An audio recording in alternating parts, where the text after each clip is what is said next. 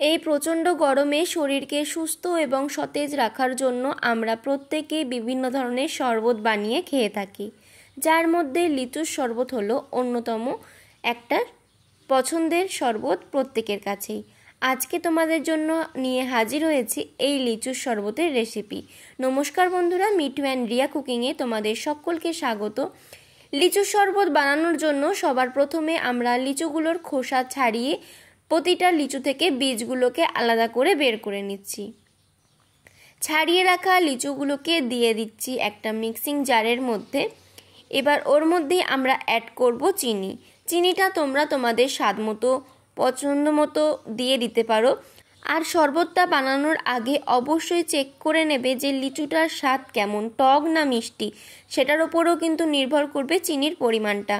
চিনিটাকে দিয়ে এবার এর মধ্যে দিয়ে দেব বিট লবণ। বিট লবণ দিলে শরবতের স্বাদ কিন্তু ভীষণই ভালো হয়।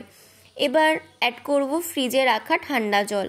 ঠান্ডা জলটা যে দেবে তোমরা এখন খুব বেশি পরিমাণ ব্যবহার করবে না, কেননা তাহলে লিচুটা যখন আমরা পেস্ট বানাবো বা পাল্পটা বের করতে যাব তখন কিন্তু ভালোভাবে গ্রাইন্ডারে গ্রাইন্ড হবে না। তো এটাকে সুন্দর করে একটু পেস্ট বানিয়ে নিতে হবে। আর এদিকে আমি একটা পাতি লেবু নিয়ে নিয়েছি, পাতি লেবুটা থেকে রসটাকে বের করে নিতে হবে।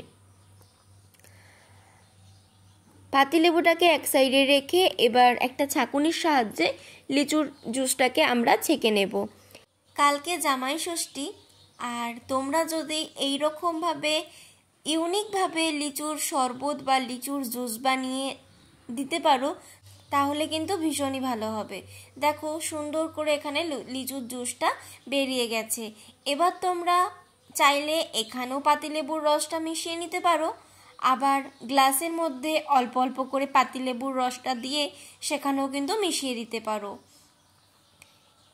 গ্লাসের মধ্যে একটু একটু করে পাতিলেবুর রস দিয়ে তার মধ্যে দিয়ে দিতে হবে কয়েক টুকরো বরফ।